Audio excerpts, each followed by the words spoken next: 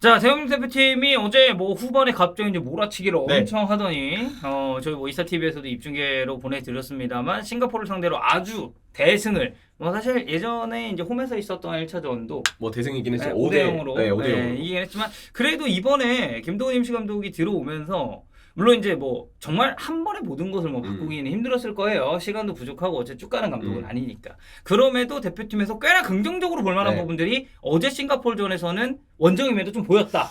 그래서 저는 그 생각인데 대량 득점보다도 과정에 우리가 주목할 필요가 있다. 근데 그 과정이 진짜 좋아서 와 오랜만에 대표팀 경기를 보면서 우리가 이렇게 좀 정말 어떤 후련함도 느끼고 그러니까 우리가 하고자 하는 바가 뭔지에 대해서 네. 조금 더 플랜적으로 이제 접근할 수 있었던 경기가 그치. 아니었나. 경기를 보면서 기분이 좀 좋더라고요.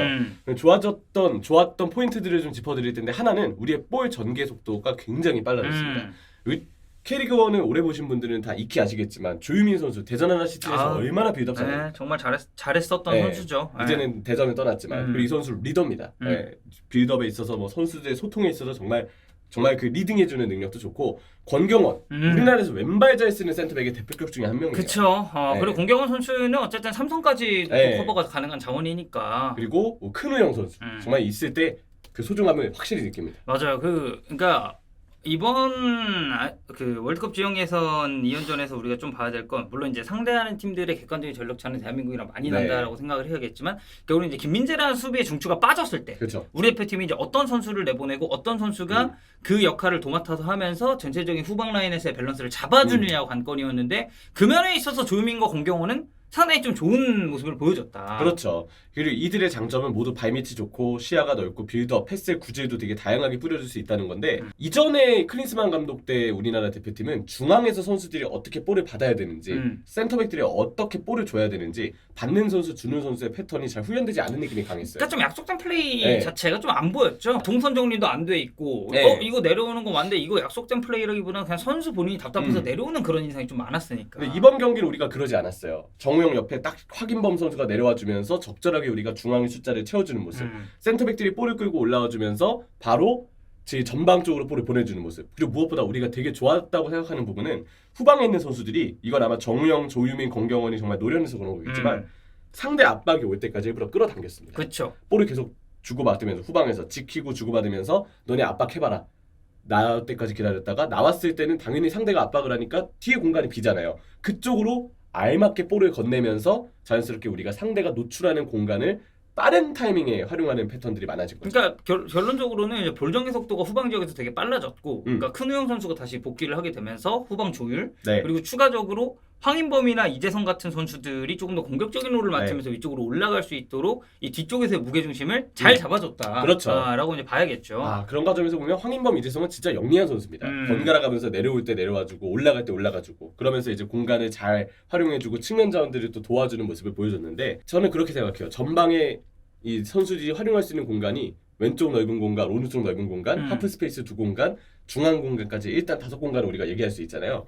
전부 다 효율적으로 채웠습니다. 그렇죠. 왜냐하면 공격 진영에서 어제 놓고 봤을 때도 그러니까 왼쪽이 손흥민 그리고 이제 김진수 선수가 네. 이제 후방 지역에 나왔었잖아요. 그 부분에 있어서의 저는 플레이도 물론 이제 싱가포르가 정말 약팀이긴 하지만 풀백과 이 윙어 그러니까 최전방에 있는 공격수 간의 합이 어떻게 돌아가야 되는지에 대해서 좀 유기적인 움직임이 잘 나왔다고 봤거든요. 손흥민 선수에 대한 김진수의 지원이 아주 훌륭했죠. 김진수 선수가 워낙 둘은 호흡이 워낙 잘 맞는 사이인데 안쪽으로 들어가면서 손흥민이 넓게 퍼져서 수비를 끌어당길 때마다 김진수가 하프 스페이스 공간을 되게 잘 활용을 했거든요. 그런 식으로 언더래핑 하는 네. 게 우리가 뭐 해외리그 봐도 굉장히 많이 나오는 장면이기도 하고. 그리고 첫 골 장면 때 물론 첫 골 장면은 이제 이강인 선수의 드리블이 아주 인상적이었지만 그게 나오기까지는 손흥민이 먼저 왼쪽에서 안으로 들어오면서 오른발로 때렸던 슈팅이 먼저 맞아요. 기점이 됐어요. 그래서 세컨볼이 나와서 기회가 나온 건데 그때 보면 김진수 오프더블 진짜 환상적입니다. 그래서 어제 이제 좌측면에서 손흥민이 그 자주 보여주던 측면에 있다가 중앙으로 접고 들어오면서 슈팅 마무리하는 패턴을 받고 실제로 그게 골까지 이어졌으니 사실 이제 대표팀 왔을 때 손흥민이 그런 부분이 토트넘 때보다 좀 안 나오니까 그 부분에 대한 갈증이 분명히 대한민국 축구 팬들한테는 있었거든요. 그렇죠. 근데 어제 그런 움직임은 굉장히 잘 맞았다. 네. 그리고 김진수도 역시 김진수다 이런 생각을 다시 한번 하게 됐는데 전북이 이번에 김두현 감독이 또 선임이 됐잖아요. 그쵸. 이전에 약간 김진수 선수도 소속팀에서의 폼이 조금 들쭉날쭉한 감은 있었어요. 근데 코칭에 따라서 역할 부여에 따라서 김진수도 확실히 지금 또 올라온 폼을 보여줄 수 있다는 거를 전 이번 경기 때 분명히 좀 보여준 게 아닌가. 그렇죠. 라고 좀 생각을 하고. 자, 그리고 오른쪽을 놓고 봤을 때도 황인범 혹은 이재성이 안쪽으로 들어가면서 이강인이 또 사이드라인 네. 쪽으로 넓게 퍼져가지고 최대한 수비 라인 끌어당기고 풀백이랑 센터백 사이 공간도 벌려주고 그러다 보니까 이 하프 스페이스 공간에 대한 활용도 네. 대표팀이 굉장히 원활하게 할 수 있지 않았나. 그리고 물론 황재원 선수가 어제 아무래도 긴장을 좀 많이 한 것 같아요. 우리가 평소에 해도 황재원 선수보다는 조금 실수가 있었는데 원래는 정말 잘하는 선수거든요. 뭐 아직 이제 또 어린 선수고. 이 대표에서는 누구도 긴장을 할 수 있기 때문에 이해가 되고 오버래핑을 했을 때 황재원 선수는 아니면 교체 투입 때 박승욱 선수가 이렇게 오버래핑을 하면 오른쪽 윙의 선수가 순간 안으로 들어오면서 오른쪽의 숫자가 순간적으로 채워지는 거죠.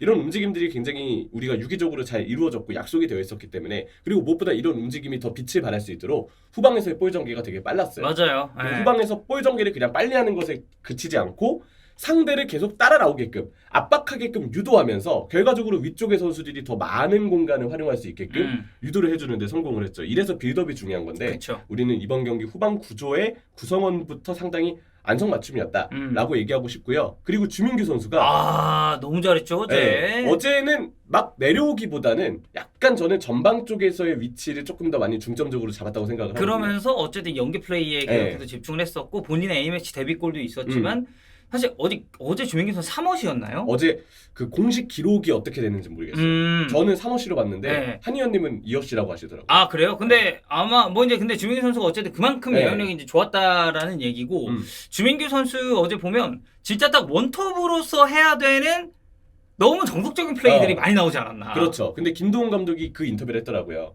너무 많이 내려오는 것보다는 박스 쪽에서 머물게 하는 것이 득점의 확률이 더 높을 거라고 봤다. 그래서 그 역할을 주었고 실제로 주민규 선수의 골이 나왔는데 어느 정도 골이 나올 거라고 예상하고 있었다라고 김도훈 감독이 얘기했거든요. 저는 꽤 좋은 짓이었다고 생각해요. 네. 요즘에 이제 울산의 그 경기를 보면 가끔 주민규 선수가 연계를 위해서 너무 내려와 있을 때가 있는데 왜냐면 이 전 대표팀 경기에서도 막 하프라인까지 내려오고 그런 장면들이 좀 있었어. 어떤 의미에서 공격수는 연계도 물론 중요하지만 그리고 주민규 선수가 내려와서 연계해 주는 거 이번 경기 너무 잘했지만 그쵸. 네. 그지만 역시 이 선수의 위치도 조금 박스 쪽에 근접해 있을 때 득점에 조금 근접한 상황들이 좀 더 나올 수 있다. 그리고 김동 감독이 어쨌든 공격 출신이다 보니까 그 부분에 있어서의 이해도도 뭐 다른 포지션 감독들보다는 조금 더 높을 수 있고. 그래서 이번 그 전방 움직임을 총 정리하면 넓은 공간, 하프 스페이스 공간, 그리고 주민규가 있음으로써 중앙 공간까지 동선 겹치는 일 없이 정말 제대로 활용했던 이번 대표팀이었다고 생각했습니다. 네, 그리고 어제 보면 이제 교체 통해서 이 들어왔었던 선수들도 꽤나 적절하게 알맞은 시간에 잘 들어왔다라는 느낌도 꽤 컸거든요. 그렇죠. 타이밍이 빨랐어요. 그러니까 57분에 엄원상 황희찬 들어왔고